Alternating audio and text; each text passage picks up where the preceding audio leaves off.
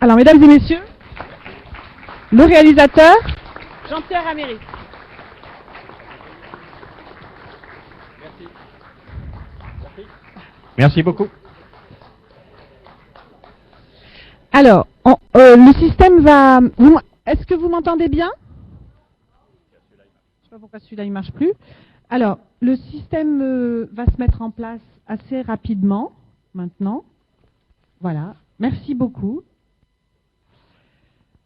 Alors, juste pour information, faut peut-être que je me pousse. Ouais.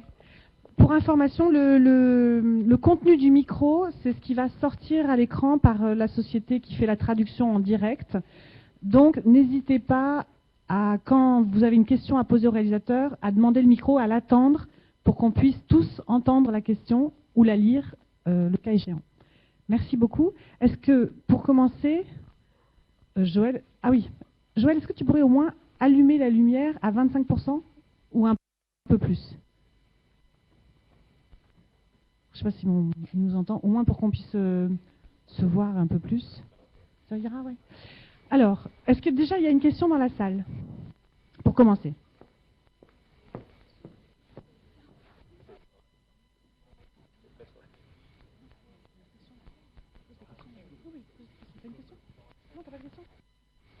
Alors non, ce n'est pas une question, pardon. C'était une impatience. Moi j'ai une question. Oui. Qu'est-ce qui vous a amené, parce que vous avez dit que c'est un travail de 7 ans, mais pourquoi avoir choisi ce film-là, cette histoire-là, et l'histoire de Marie Heurtin, qui est une personne qui a existé en vrai? Vraiment. À la base, c'est vraiment ma passion pour l'histoire d'Hélène Keller. Vous vous souvenez de cette américaine, hein, fin 19e siècle, elle devenue sourde et aveugle à l'âge de 9 mois à cause d'une méningite. Et quand j'avais 14 ans, chez mes parents, dans l'émission, vous vous souvenez, les dossiers de l'écran, l'émission qui faisait un peu peur, j'ai vu le film Miracle en Alabama. Un très beau film sur l'histoire d'Hélène Keller et Anne Sullivan, sa gouvernante elle-même malvoyante, et qui a, comme Sœur Marguerite avec Marie Heurtin, permis à Hélène Keller de pratiquer la langue des signes tactiles.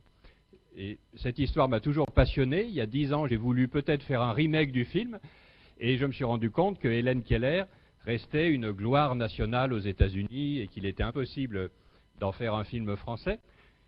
Du coup, je me suis intéressé à la question des sourds aveugles et j'ai découvert dans un livre qui s'appelle Âmes en prison, livre du début du XXe siècle qui est ressorti récemment, l'histoire de Marie Heurtin. Et je n'en revenais pas et tout de voir qu'il y avait exactement dans les mêmes dates que Hélène Keller aux États-Unis, c'est-à-dire 1895, la même histoire presque en France, à Poitiers, entre une religieuse là et une petite jeune fille née sourde aveugle. Et donc j'ai eu tout de suite envie de m'intéresser à cette histoire et j'ai passé en effet des années à essayer de trouver des documents et d'enquêter auprès des enfants, des adolescents sourds aveugles pour faire le film que vous avez vu. Ça a été publié en France et il a fallu trouver des textes de Marie Heurtin. Elle-même, une fois qu'elle a appris la langue des signes et après le braille, elle a écrit un peu sa vie. Et c'est elle qui raconte, en 1895, à l'âge de 10 ans, quand je suis arrivé à Larnay, le centre de Poitiers, j'étais comme une bête sauvage. Elle raconte ça très bien, donc j'ai utilisé ces textes pour faire le film. J'ai utilisé aussi des textes de sa petite sœur, Marthe Heurtin, et qui était également sourde aveugle. C'est une famille en fait qui était près de Nantes, hein, à Vertou, et les parents étaient cousins germains, et c'était 9 enfants, dont 5 lourdement handicapés. Mais ça, je ne voulais pas le raconter, quoi. Je voulais vraiment raconter la rencontre entre la religieuse et Marie Heurtin. Donc beaucoup de travail de recherche. Il y a beaucoup, vous savez, tout ce que vous entendez aussi de Sœur Marguerite, c'est vraiment le journal de la religieuse, et que j'adorerais, quoi, hein, et que j'ai mis dans le film. Moi, je n'aurais jamais pu imaginer ce qu'on voit dans le film, en fait, hein. Et donc, tout ce que vous avez vu est tiré de la réalité, notamment... Ça va? Je n'aurais jamais imaginé l'histoire du petit couteau, hein, qui est de l'histoire vraie. Hein. En effet, Marie Hortin, donc jusqu'à ses 10 ans, était comme une enfant sauvage, comme l'enfant sauvage de Truffaut, quoi, hein, c'est-à-dire assez violente, mais toujours dans le jardin, grimpant aux arbres. Et son père avait vu un médecin qui lui avait dit « Votre fille, le problème n'est pas qu'elle soit sourde et aveugle, c'est qu'elle est débile. Et il faut la mettre à l'hôpital psychiatrique de Nantes. » Et le père, vous avez vu, qui aimait beaucoup sa fille, n'a pas pu se résoudre à la mettre à l'asile. Et heureusement, a entendu parler de religieuses, les filles de la sagesse, à Poitiers, qui s'occupaient de filles sourdes. On est en 1895. On est à Poitiers, et il va les voir, et la mère supérieure, comme on voit dans le film, le reçoit en disant « Mais monsieur, on ne peut pas lui apprendre la langue des signes. » Vous savez, qui a été développée fin XVIIIe siècle par l'abbé de l'Épée, et entre autres, et on ne peut pas lui apprendre la langue des signes puisqu'elle ne voit pas. Et heureusement, cette petite religieuse, je dis petite avec affection, une bretonne têtue, et si vous regardez sur Internet les photos, rien à voir avec Isabelle Carré, une belle femme, mais quand même très costaud, voilà, mais a dit « Je ne sais pas comment, mais je vais essayer ». Et c'est ça que j'ai trouvé très émouvant, c'est que cette religieuse, elle ne savait pas comment faire, mais elle sentait que la petite Marie avait en elle quelque chose, quoi. Hein. Et après, la question, c'est justement ça, le sujet du film, c'est comment faire, comment communiquer, il faut l'inventer. Et elle a quand même inventé cette langue qu'on utilise toujours avec les personnes sourdes et aveugles aujourd'hui, qui est la langue des signes dans la main. Une personne sourde aveugle tend les mains vers vous, et si vous savez signer, vous prenez ses mains et vous signez, et elle écoute avec ses mains. C'est ça que j'ai trouvé beau. C'est le génie de l'être humain, quoi. Vous voyez, il y a beaucoup de raisons de désespérer de l'être humain, mais aussi des raisons de le trouver magnifique. Et alors, à moins qu'il y ait des questions, s'il y a une question déjà. Bon.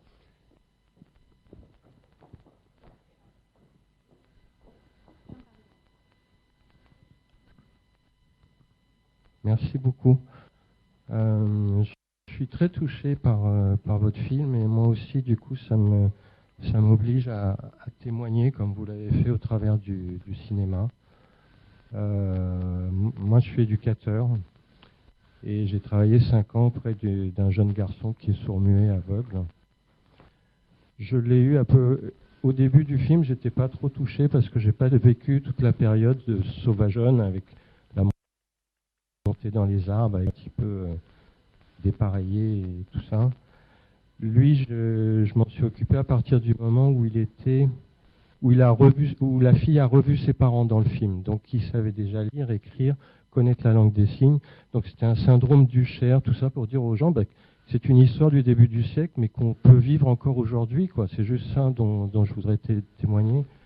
Et que cette personne, avait appris le braille, avait appris la langue des signes, et elle est devenue aveugle à 25 ans. Moi, je l'ai eu après avec toute une équipée de collègues, parce que aujourd'hui, on anticipe le problème de séparation. Donc, aujourd'hui, j'en suis séparé aussi pour des raisons de service, parce qu'on m'a muté dans un autre service, donc j'ai vécu un peu ça aussi. Mais les collègues ont pris le relais, on avait anticipé toute la période de séparation, donc pour dire qu'on évolue. On évolue aussi puisqu'on est un pays laïque, donc il n'y a pas toute la partie religieuse. Mais donc je suis très fier aujourd'hui de dire que cet homme que vous pouvez retrouver sur Internet, qui s'appelle Naji Elal, N-A-J-I-H-E-2-L-A-L, Naji, N-A-J-I, N-A-J-I, I espace et après Elal. Elal, c'est bien orthographié, voilà, merci. Donc Naji Elal, et avec l'orthographe précise ici, vous pouvez le retrouver sur YouTube. Et donc, à partir du moment où il savait lire, écrire et communiquer avec l'autre, et il était sourd et muet et aveugle, il a commencé à demander à faire du judo. Et je l'ai emmené au championnat de France de judo handicapé. Et pour sa mère, je dis tiens, je vais filmer, comme vous. Voilà. Donc j'ai filmé ce week-end-là. Et il est devenu champion de France de judo ce week-end-là. Voilà. c'est des Donc belles merci histoires. pour ce film, Voilà, et puis merci à merci vous. pour... Et après, ce film sur le judo a eu le prix du public au Festival Entre Deux Marches. Merci d'avoir écouté ce témoignage, et je suis Merci, très touché par ce film. Et en effet, monsieur, vous avez raison de dire hein, que c'est aussi une histoire d'aujourd'hui, hein, puisque aujourd'hui, il y a encore, si j'ose dire, hein, 6000 personnes sourdes et aveugles en France. Hein, 1 million de personnes aveugles, on dit à peu près, hein, 6 millions de sourds, enfin malentendants et autres, et 6000 sourds aveugles. Et c'est vrai qu'aussi, en parallèle des documents, vous voyez, que j'ai pu trouver auprès des filles de la sagesse, auprès de... Je suis allé tout de suite, c'était en 2008, à l'automne 2008, j'ai vu sur Internet qu'il existait toujours le centre de l'Arnais à Poitiers, où s'est passée l'histoire vraie de Marie Hortin. Et donc j'y suis allé, c'est plus tenu par des religieuses depuis les années 60, mais on sont accueillis là toujours les sourds aveugles. Et donc j'y suis allé, et le film est, comme je vous disais en préambule, beaucoup né quand même de tout le temps passé pendant 3 ans, pendant que j'écrivais le scénario, que je faisais l'enquête. Le film est né aussi de beaucoup d'observations au quotidien de ces enfants, de ces adolescents sourds aveugles. Et c'est moi, en fait, qui ai beaucoup appris, hein, sûrement plus que à leur contact, parce que, oui, ils m'ont appris beaucoup de choses que j'ai eu envie de raconter après. La première fois que j'y suis allé, par exemple, c'est vrai qu'on a toujours un peu peur. Hein. Moi, je reconnais, hein, j'avais un peu peur. Je dis, oh là là, sourd aveugle, moi, j'en avais jamais vu. Et c'est vrai que j'ai vu arriver ces 15 gamins vers moi, comme ça, et puis pour vous rencontrer, hein, sourd aveugle, ils vous touchent, quoi. Hein. Et puis ça dure un quart d'heure, 20 minutes, et donc il faut qui est là. Alors moi, comme je suis grand, déjà, ils se demandaient où était la tête, enfin... Et puis, vous voyez, ils vous reniflent et tout ça. Et tout de suite, je me suis dit, mais c'est magnifique à montrer, parce que dans une société de plus en plus virtuelle, hein, comme est la nôtre, eux, la communication, elle passe par la main, par le toucher, quoi. Hein. Et l'odorat est très important. Exactement, oui. C'est la même chose. Hein. Moi, après, au fil du temps, quand j'entrais dans une pièce, quand il rigolait, il disait, tiens, voilà Jean-Pierre, et on a tout de suite un doute sur son hygiène. Mais non, c'est qu'on a chacun une odeur, une eau de toilette ou quelque chose. Donc c'est ça qui m'ont appris à développer finalement les sens. Eux, à qui il en manque 2, ils ont des sens bien plus développés que nous. Et j'adorais aussi quand on faisait la promenade l'après-midi, je les voyais s'arrêter devant un arbre. Et c'est comme la petite dans le film, quand elle enlace l'arbre, qu'elle touche l'écorce, je me disais, mais ils sont bien plus au monde que moi, par exemple. Ils embrassent le monde. Hein. Le monde est réel, et finalement, on s'y habitue et on ne le voit plus, en tout cas. Hein. On ne l'enlace plus, quoi. Et c'est une image qui me touchait beaucoup. Pareil, quand on allait voir l'âne, j'adore les ânes en plus, et c'était leur moment préféré d'aller voir l'âne, et comme la petite là, et j'ai la tête de l'âne qui se disait, oh là là, là encore les sourds aveugles, ils vont me tripoter pendant 20 minutes encore. Mais c'est vrai que c'était le cas, quoi, hein, et ils rigolaient, comme avec la vache aussi. Donc pour un cinéaste, en plus, il y a un geste magnifique qui est quand même la main, quoi, hein, et le rapport au monde est concret. Donc, vous voyez, le film est fait de beaucoup de choses observées.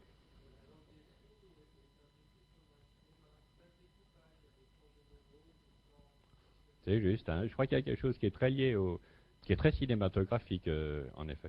Et vous voyez, des choses qui me reviennent, quand la petite met sa joue à la vitre pour prendre un peu de soleil, je me suis inspiré d'une jeune fille africaine, parce qu'aujourd'hui, c'est beaucoup d'Africains, malheureusement, qui sont sourds aveugles à cause de la rubéole, que les femmes enceintes attrapent au début de la grossesse.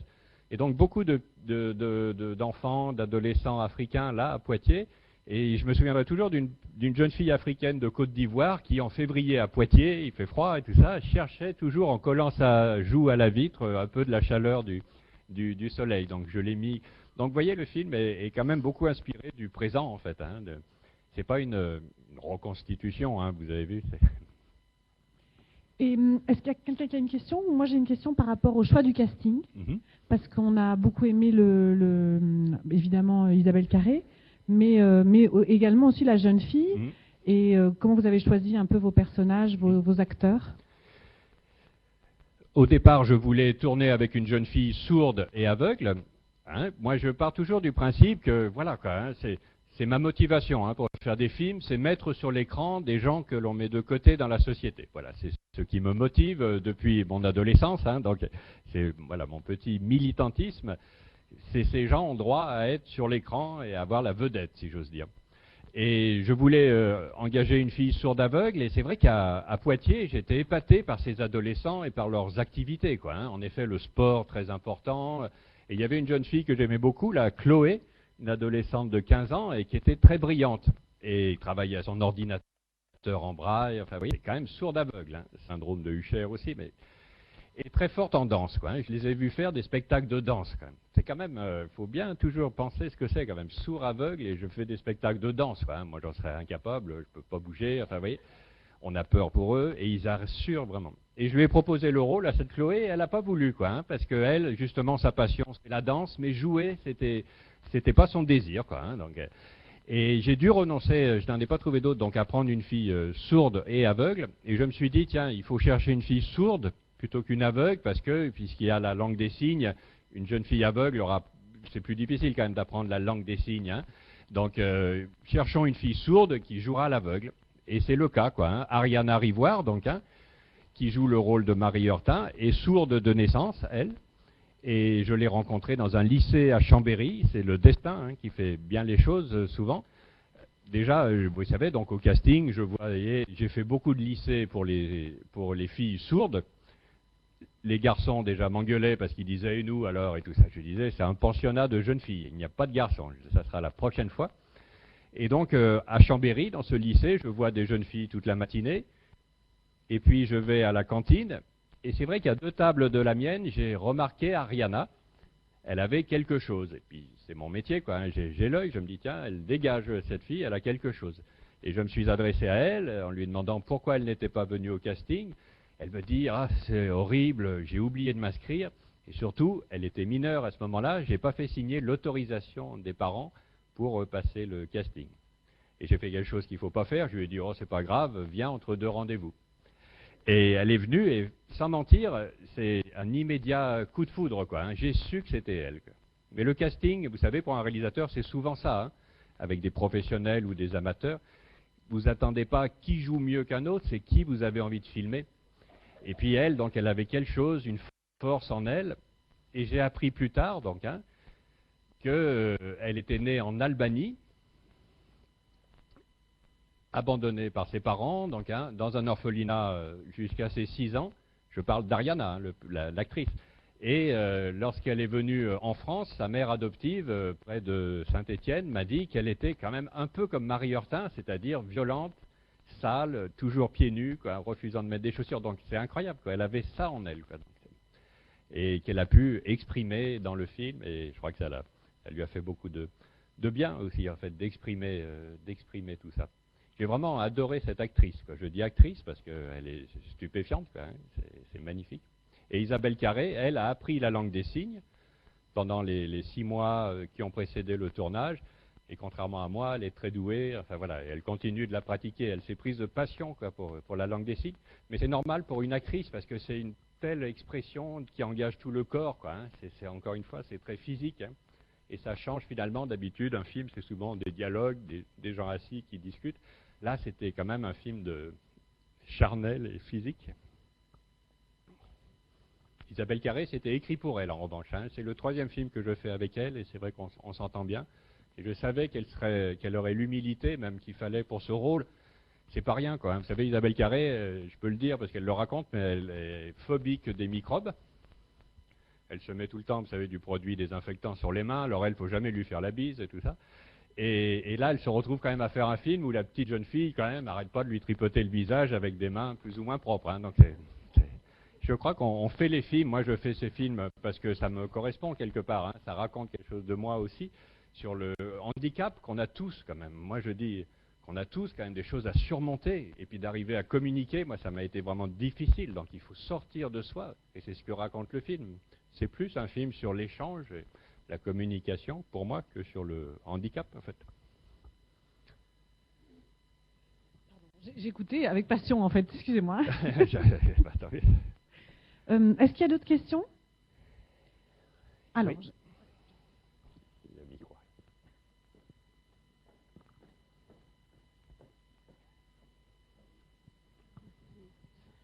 ça n'est pas vraiment une question, c'est une constatation que vous avez su tirer parti du silence complet, ce qui n'arrive que rarement dans les films habituellement.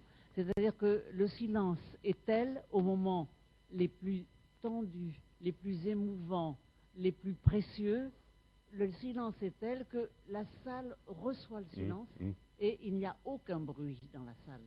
Et ça, c'est très remarquable. Tant mieux, hein, mais ça allait avec le sujet du film. Et en effet, d'une certaine façon, il y a toujours un son, quoi. Mais justement, c'est très choisi, vous voyez, quand il y a un fond d'oiseau ou le vent, mais il y a peu de choses. Et on a beaucoup renforcé, on l'a fait même après le tournage, vous savez, les respirations. Pour que ce soit, que le spectateur, vous soyez dans l'intimité de ces deux personnages, quoi, hein, comme une grande, intimité, proximité. Alors, donc je traduis pour ma mère, moi excusez-moi, donc moi je suis sourde. Alors dans le film, moi c'est vrai que le film, il est, voilà, ça m'a donné beaucoup de sensations. J'avais une question à vous poser, pourquoi la fille sourde, elle n'a pas été sélectionnée pour recevoir un prix comme un Oscar, enfin un César par exemple? Parce que c'est vrai qu'on compare avec La Famille Bélier, ça n'a rien à voir, il est 10 000 fois meilleur celui-là que... Voilà. Voilà, c'est dommage. Mais il a fait moins d'entrées, hein, celui-là. Mais Ariana Rivoire, donc l'actrice, j'en suis heureux, a été quand même très remarquée. A été très remarquée. Et elle a été, Ariana avait été dans vous savez, la première sélection pour les Césars. Donc, hein, il y avait 15 filles, après il n'y en a plus que 5, mais elle était quand même dans les 15, donc ce qui était bien. Et on avait été ensemble à un dîner des Césars, donc j'y étais allé pour elle parce que je déteste ça, moi, mais voilà, pour elle, j'y suis allé et elle était contente. Et en plus, elle est fan de Luan Nemera, donc la jeune fille très bien en plus, il faut dire. Et je suis content surtout parce qu'elle continue de jouer, quoi. Elle veut être actrice maintenant. Et je ne sais pas si vous avez vu, vendredi soir, à la télévision, il y avait donc une série qui s'appelle Shérif. Et dans le deuxième épisode, c'est Ariana qui joue un des rôles essentiels de la série. Et elle était excellente. Donc c'est pas la fille d'un seul film, hein, c'est...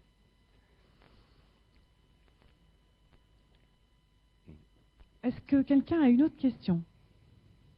Ensuite, donc là, il va y avoir la remise des prix. On va appeler nos partenaires pour remettre un prix. Et ensuite, le GIP Cannes Bellage offre un pot. Donc ce sera aussi l'occasion là d'échanger avec Jean-Pierre Améris si vous avez des questions que vous n'avez pas osé poser devant tout le monde. Voilà. Donc là, j'ai le plaisir d'accueillir Madame Vouillon, Catherine Vouillon, pardon, excusez-moi, qui est le maire aujourd'hui, qui est conseillère municipale. Bonjour, merci beaucoup Catherine d'être venue parmi nous. Le directeur du GIP Cannes Bellage, qui est notre partenaire pour les séances du cinéma Bellage, Monsieur Laurent Toulet. On a Brice Meyer, pardon, je suis désolée, je vais vous appeler d'office. Brice Meyer 1, je crois. Hein, excusez-moi, du coup, j'arrivais plus, qui est le président de l'association ARDDS pour les personnes devenues sourdes.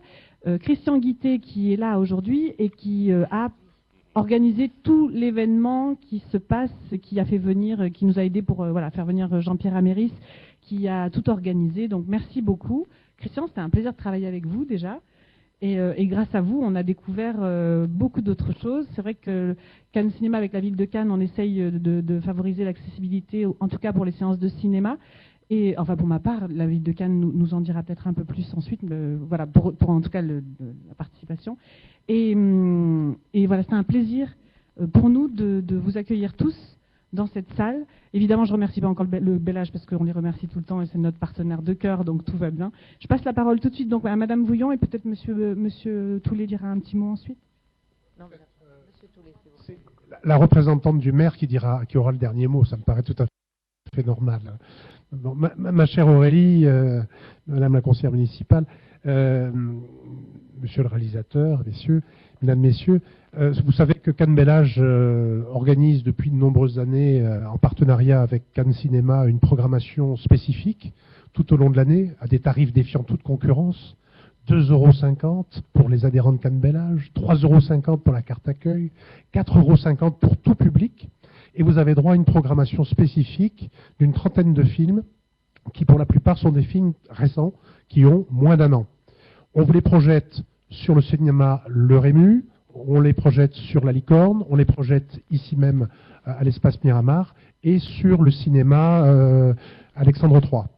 Donc vous voyez, il y en a pour tous les quartiers et vraiment on est en prise directe avec l'actualité cinématographique. On a même été plus loin puisqu'on s'est fait nous aussi notre propre festival du film, puisqu'on a lancé Cannes Écran Senior qui tous les ans nous permet à la Licorne de recevoir des films qui pour certains d'entre eux ne seront jamais produits et distribués. Mais à chaque fois, on a des pépites. On a des films australiens en particulier qui sont des merveilles, qui sont en version originale. Et ce jour-là, on accueille 1 millier de spectateurs. La séance est gratuite, donc je vous le dis, c'est toujours pendant le festival du film. On fait l'ouverture, c'est le jeudi, voilà, le lendemain de l'ouverture. Donc renseignez-vous, c'est ouvert à tous et on voit vraiment ce jour-là, à la Licorne, 3 films de très très grande qualité. Voilà. Et ben écoutez, moi je me réjouis de voir que ce partenariat se poursuit avec bonheur. Je remercie bien sûr Cannes Cinéma. Vous savez que grâce à Cannes Cinéma, nous avons la mise à disposition des films, et c'est pas facile. Nous avons également le projectionniste. Nous avons aussi des bénévoles qui sont là tout au long de l'année. Une diffusion également dans leur support de communication qui nous permettent de relayer l'information. Donc sans Cannes Cinéma, on ne pourrait évidemment pas fonctionner, de même qu'on ne pourrait pas fonctionner tous les deux sans la ville de Cannes, qui nous subventionne puissamment,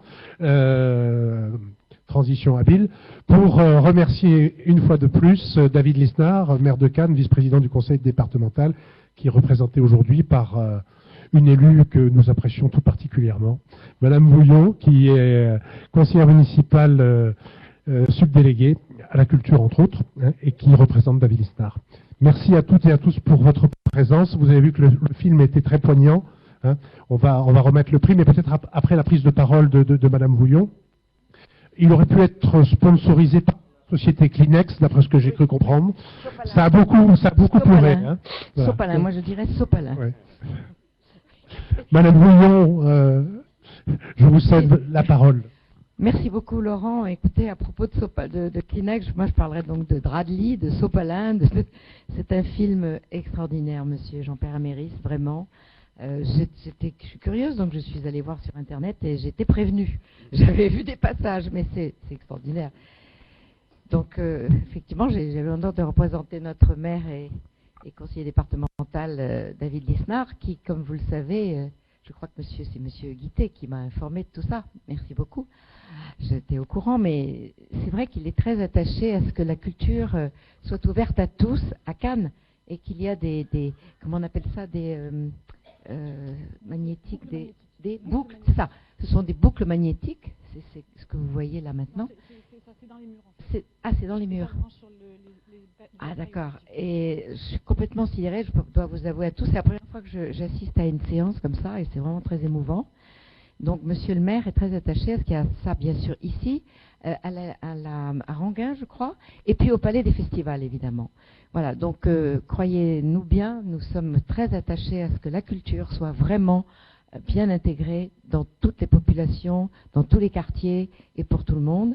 En tout cas, je vous remercie en tout cas d'être aussi nombreux. Je remercie aussi Cannes Cinéma. Je remercie aussi monsieur Laurent Toulet, monsieur Jean-Denis Bernard, monsieur Laurent Toulet qui est le directeur général de Cannes Bellage, monsieur Jean-Denis Bernard qui est notre élu adjoint à Cannes Bellage, et puis aussi monsieur Guittet qui est très impliqué, je crois, monsieur Guittet, oui, et bien sûr Aurélie Ferrier qui est exceptionnelle. Voilà. Eh bien, merci à tous. Et surtout, je crois qu'on peut applaudir ce réalisateur qui a choisi ces 2 actrices complètement extraordinaires. Donc, Ariana Rivoire et Isabelle Carré. Elles sont elles sont douées, elles sont belles, elles sont vraies, elles jouent avec passion et elles sont extrêmement émouvantes. Je crois qu'il faudrait que ce soit un film c'est un film de festival de Cannes. Je crois qu'on pourrait montrer ce film au festival de Cannes. Non, ils n'en avaient pas voulu. Tant pis pour eux. Oh, écoutez, alors je vais vous dire. Je ne devrais pas le dire, mais quand on voit les films du Festival de Cannes, le vôtre est largement plus, à la fois passionnant, beau, bien interprété, bien réalisé, qu'un beau scénario. Félicitations, monsieur le... Voilà, merci à tous. Bonsoir. Merci, madame. J'ai expliqué l'histoire du prix, le prix et puis tout ça. Voilà, ben bonjour, merci d'être aussi nombreux ici. Je ne veux pas de nouveau remercier tous les partenaires qui ont déjà été énumérés, mais c'est clair que sans eux, on n'aurait pas pu faire ce qu'on vient de faire là. Donc, je suis absolument enchanté. Je dois aussi excuser Paul Vecchiali, qui est le parrain du festival, mais qui n'a pas pu venir. C'est un cinéaste important, pas forcément très connu du grand public, mais il est actuellement en train de terminer son 50e film. Donc ça donne une idée de sa production. Et je pense que cette année, on prévoira une projection avec lui. Pour ce qui est du sous-titrage des films, c'est évidemment quelque chose qui nous tient à cœur en tant que sourds. Et je dois dire qu'à Cannes, on a pas mal de chance parce qu'il reste 2 cinémas, à part Cannes Cinéma, et tous les 3 maintenant sont sensibilisés au sous-titrage et prêts à diffuser des films sous-titrés de façon régulière. Actuellement, par exemple, à Cannes, il y a la possibilité de voir cette semaine 4 films sous-titrés, alors qu'à Marseille, en comparaison, il y en a 0. Pourtant, la taille des 2 villes n'est pas la même. Et il y a plus de la moitié des départements français, où il n'y a aucun film sous-titré visible. Donc, de ce point de vue-là, on a vraiment beaucoup de chance à Cannes, sans oublier que les salles municipales, en particulier, sont équipées de boucles magnétiques. Voilà, donc le film de Jean-Pierre Améris est remarquable dans cette optique-là, puisqu'il a décidé, ce qui n'est pas si fréquent que ça, de diffuser son film dans toutes les séances, toutes les salles de cinéma, dans une version sous-titrée, alors qu'actuellement, même si le chiffre augmente, il n'y a qu'un tiers des films qui sont sous-titrés, et en général, les projections sous-titrées sont limitées à 1 ou 2 par semaine. Donc j'ai le plaisir de lui remettre, au nom de la RDDS et des associations partenaires, le diplôme du meilleur film sous-titré. Merci. Hein. Merci bien.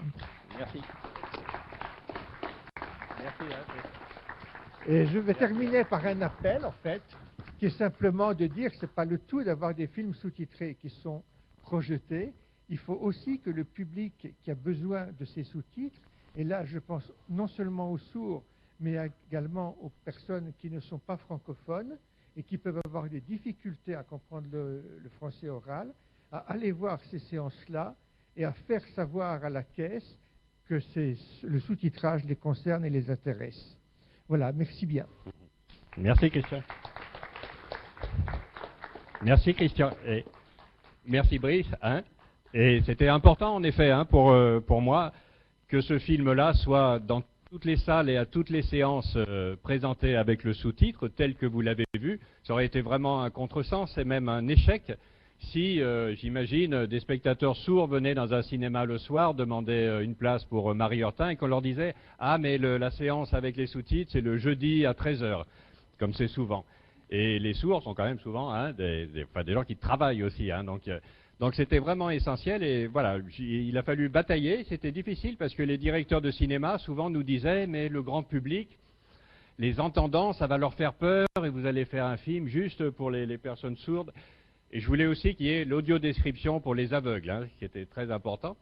Et finalement, le film a eu quand même un certain succès, quoi. Il a fait 300 000 entrées. Et toujours dans les débats, je demandais au public entendant, mais ça vous a gêné le sous-titrage?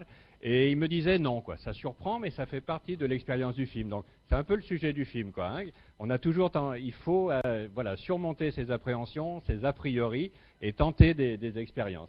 Après, il y a encore beaucoup de travail à faire pour que les films soient davantage sous-titrés, parce que encore une fois, c'est des millions de personnes et c'est du public. Voilà, merci en tout cas, ça touche. Merci madame. Merci à vous. Merci. Eh bien, le GIP Cannes Bella, je vous invite à prendre un pot, donc n'hésitez pas, et comme ça vous pourrez encore prolonger les discussions avant le départ en avion qui va bientôt s'approcher. On a encore quelques minutes. Merci à tous.